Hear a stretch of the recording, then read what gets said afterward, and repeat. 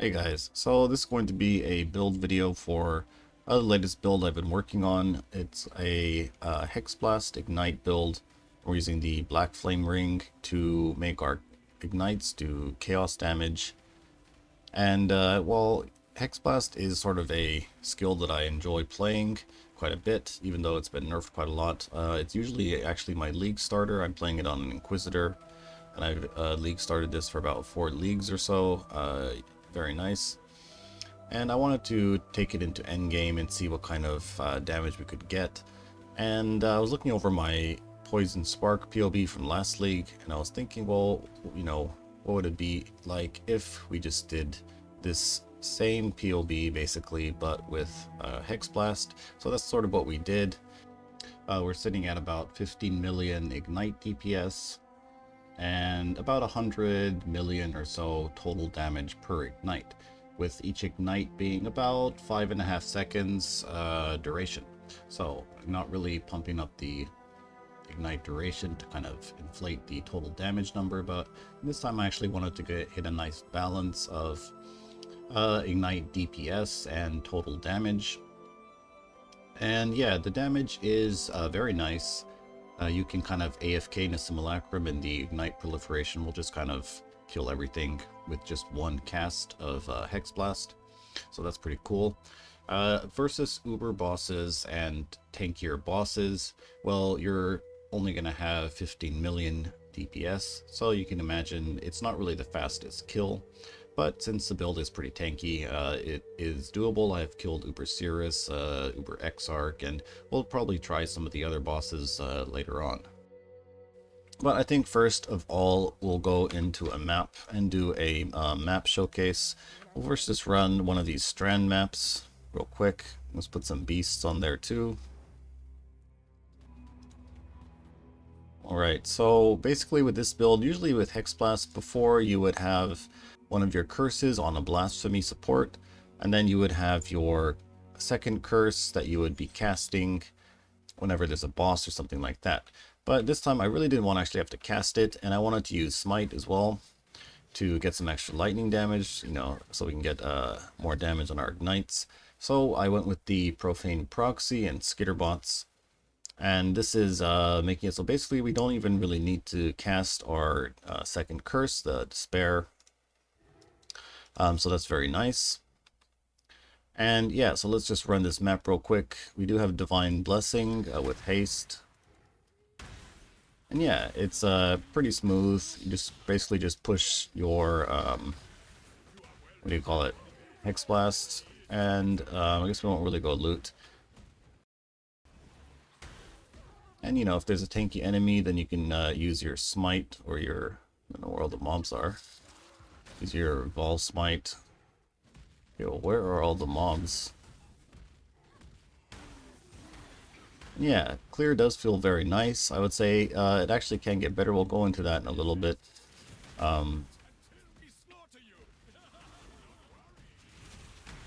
Because there is another ring that I've actually been trying out.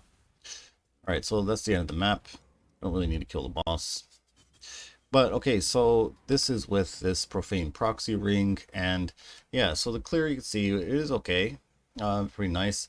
But if you, like, say, use this ring here instead, the Berserker's Respite, this has when you kill an ignited enemy, inflict an equivalent ignite on each nearby enemy. So if we try it with this ring, actually, we just won't even use Despair because we have enough damage without it for these kind of maps. You can see that the clear is going to like be way better if there actually is mobs in the map. I don't know, it is a little bit hard to tell, but everything pretty much just like chains. All the ignites like keep chaining, and then you get these like nice chain explosions. I mean, you kind of do get chain explosions without this ring too, because of the ignite proliferation, but it doesn't really, like, you know, keep chaining like when you have the Berek Respite.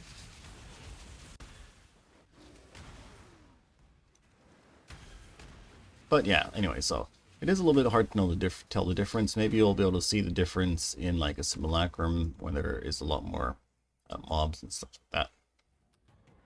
but we'll get into that later. So let's go over some of the gear real quick, what we're doing. And yeah, so let's first start off with how we're scaling the damage real quick. And to do this, we'll probably have to go into POB. Okay, so we're in POB right now. And if you notice, like, this does look pretty similar to a Poison Spark POB, kind of the same routing that you would take there, same kind of items. And it is basically, yeah, pretty similar. It's because I just basically copied my Poison Spark POB and changed some of the items around. Alright, so let's go over how we are scaling our damage.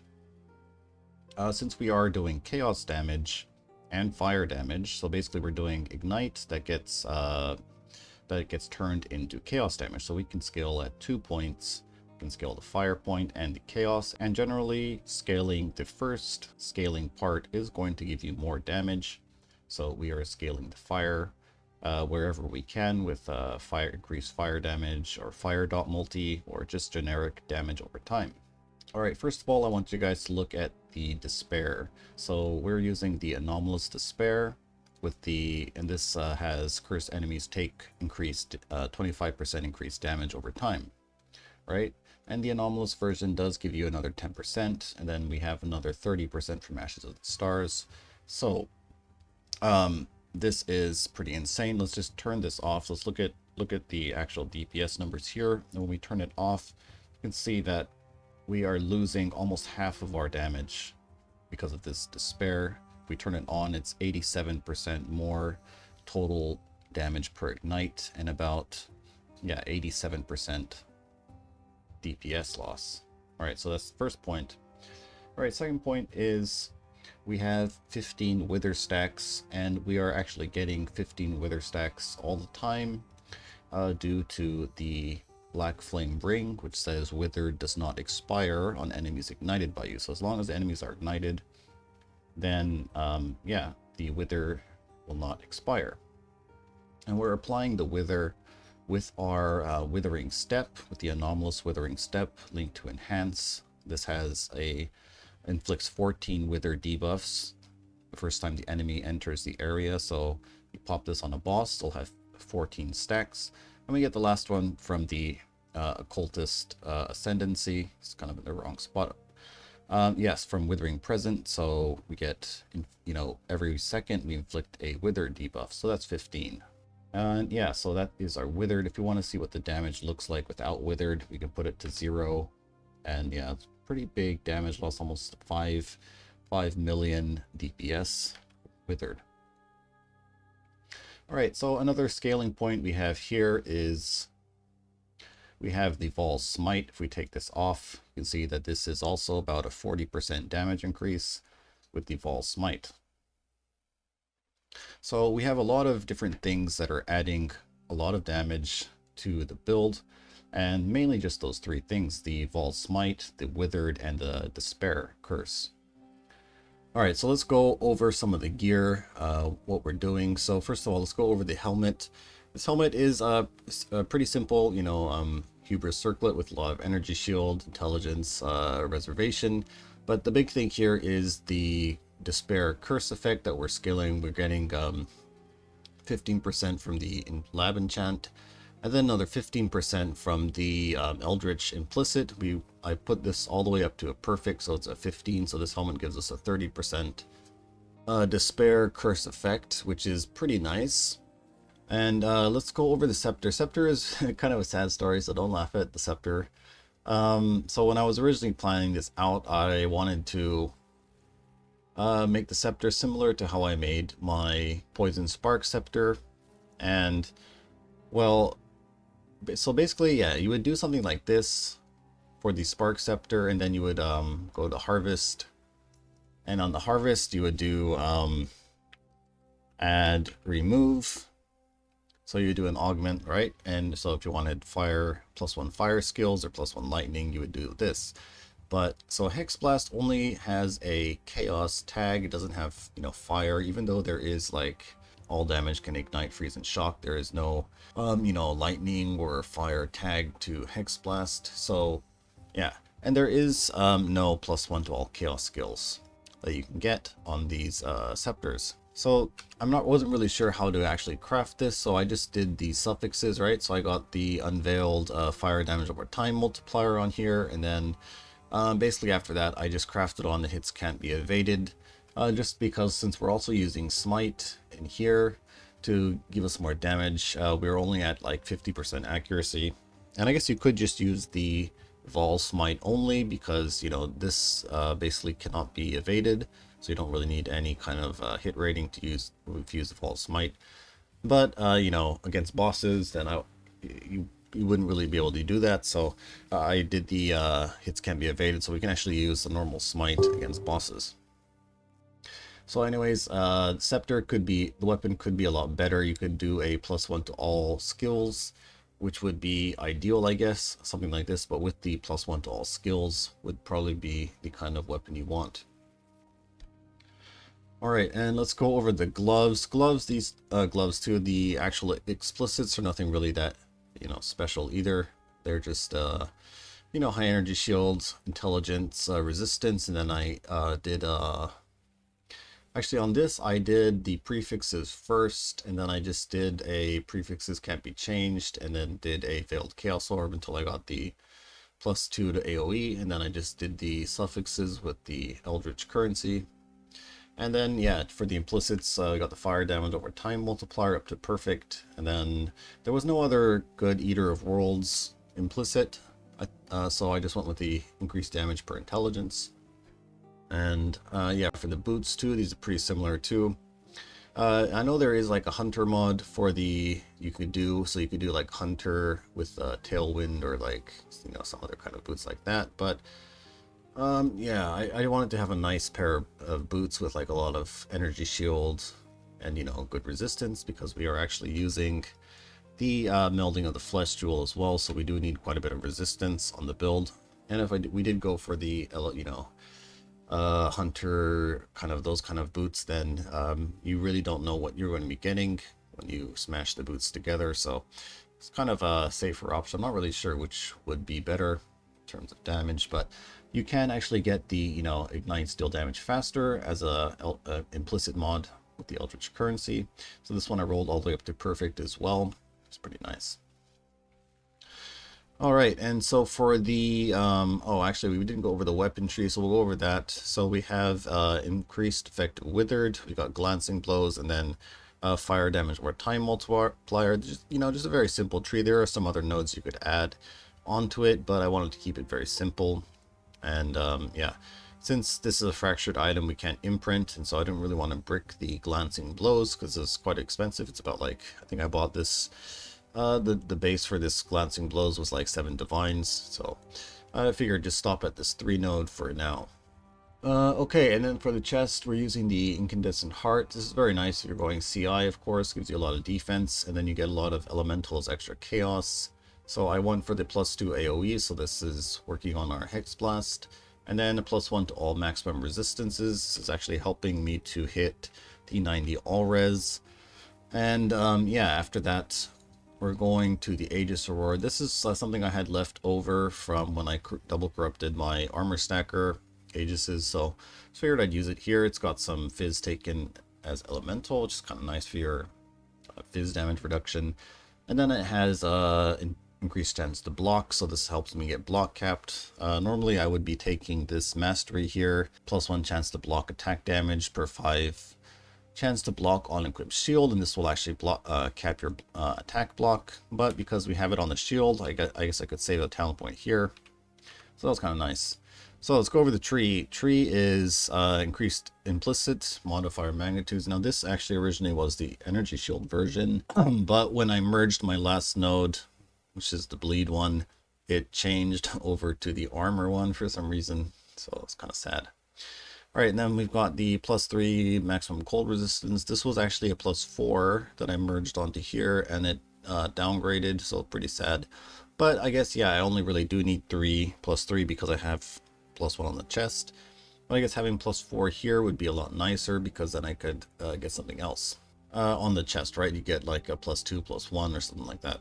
All right, after that, I got the avoid bleeding because I didn't want to have to use the bleed pantheon very annoying. So just took it here, and then this just happened to be here. I wasn't gonna keep merging it after this because I was afraid I was going to lose the plus maximum cold resistance, and yeah, honestly, this is the only really node that I need. So anyways, it has a increased life recovery rate, which is pretty nice, I guess, because that, you know, gives you a little bit more regen. All right, so then let's look at the amulet. We're using my armor stacker amulet. The Ashes of the Stars is a perfectly rolled one. We're allocating charisma to help with the mana reservation. Alright, now after that, let's see. Oh yeah, let's go over the ring. So profane proxy, basically, if you have, when you're running skitter bots and you use this ring, the skitter bots are going to apply this curse. You can see it on this guy over here. So we put it in the left one because, you know, we don't really need chill that much. And yeah, so the chill skitter bot guy, he's applying our despair curse for us. Alright, after that, Blackflame ring. This is what's, you know, one of the core items of the build. This is converting our, or making our ignites do chaos damage. So it is very nice. It comes with fire damage over time multiplier, 12%. You can bump that up to 14% with the elemental damage modifiers. So that is actually pretty nice as well. And then also it does have the withered does not expire on enemies ignited by you, which is really big for, you know, uptime on, you know, consistent uptime on your withered stacks. Okay, so that is most of the gear. Let's go over some of the flasks. Well, yeah, just some you know, quality of life stuff. So I'm using the Storm Shroud, so we have the chance to avoid being shocked here, so it's giving me ailment immunity with these two, with the jewel and this suffix on the flask. And then we have a granite flask, I guess. So these two are just giving us a lot of armor for the Aegis, right? Got some reduced mana cost to skills, and then we have chance to avoid being stunned. Yeah, so chance to avoid being stunned, and then some more armor, right? So flasks are just kind of like quality of life, getting rid of stun, getting rid of ailments, and then giving some armor and, you know, reduced mana cost to skills. And then for the flask, there's quite a few flasks you can use. Right now I'm trying out the Oriath End flask for some, you know, explode. And I guess it is, yeah, it's pretty nice, but the problem with explode is if you have too much explode, then you're not going to be getting a lot of ignite proliferation because there's not going to be a corpse to, you know, make the little ignite circles on the ground. So if you have too much explode, then you actually won't get the ignite proliferation. So I guess you do kind of have to balance it out a bit. But anyways, yeah, it is pretty nice to have this. I think other than that, you could also be using a Bottled Faith. This would be pretty nice. Maybe for bossing, you probably want to use the Bottled Faith. Or you could use the Atziri's Promise. Or even like a Taste of Hate to, you know, get a little bit more defense. And okay, so that is pretty much the gear. I think we went over everything. Let's go over some of these gems, stuff like that. So first of all, Hexblast. Using the Divergent Hexblast because this actually gives us, let's see, increased damage with ailments and increased effect of non-damaging ailments on enemies. So that's like, you know, chilled, frozen, shock, and stuff like that. And Hexblast can shock, freeze, shock, and ignite. So any kind of damage type can freeze, shock, or ignite. So we actually are shocking. I guess our skitterbots are shocking as well, but the Hexblast itself can also be shocking. Right, so Hexblast, and then we have some inspiration here, and then we have the Awaken Deadly Elements, and then Ignite Proliferation. So I actually was using this Fan the Flames over here, and I was actually running the Awakened Unbound Elements like this. And, well, it is kind of nice, but if you think about it, the, you know, radius of 15 is pretty small. And Ignite Proliferation actually does have a little bit more damage. So you can see it's 25% more damage with Ignite. Whereas the Awakened Unbound Elements only has 22%. And the big thing about the Awakened Unbound Elements is that it does have, you know, 80% increased duration of ailments.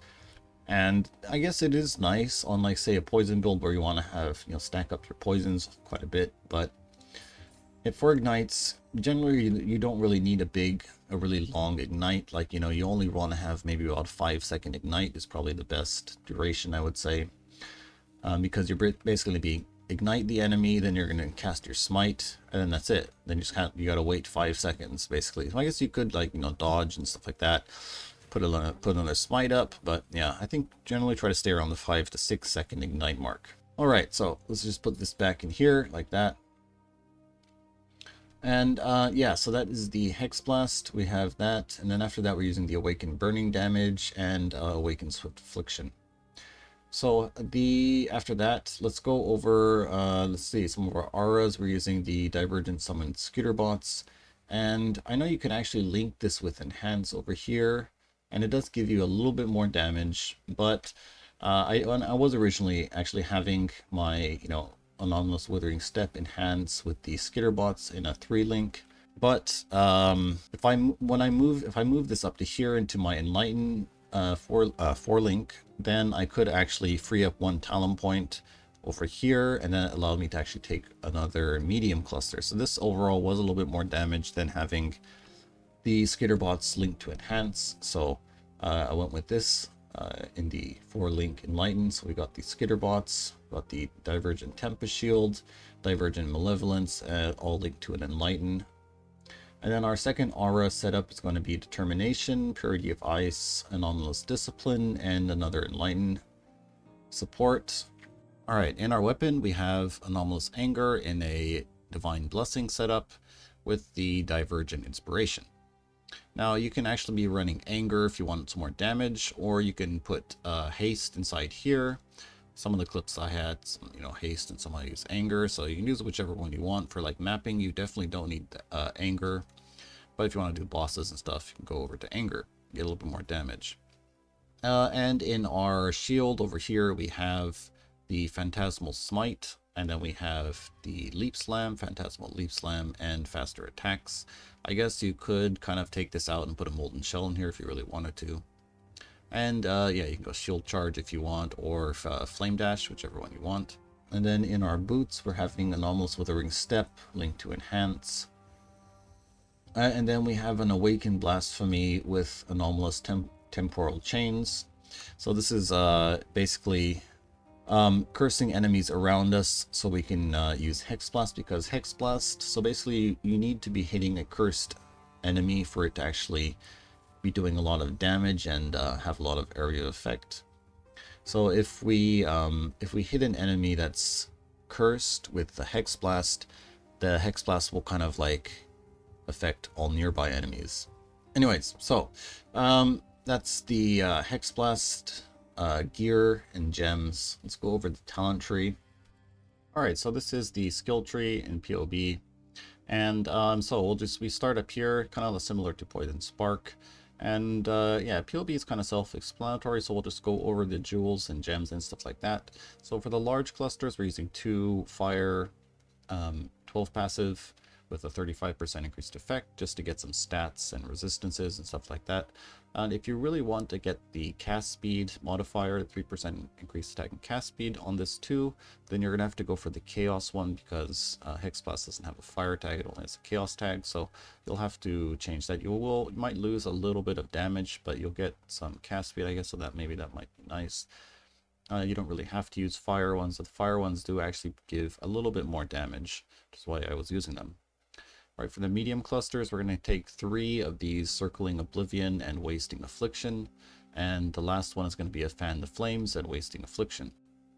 And after that, we need 2 eye level 84, 3 passive small clusters to get the reservation efficiency we need, and these just basically have some stats and resistances on them.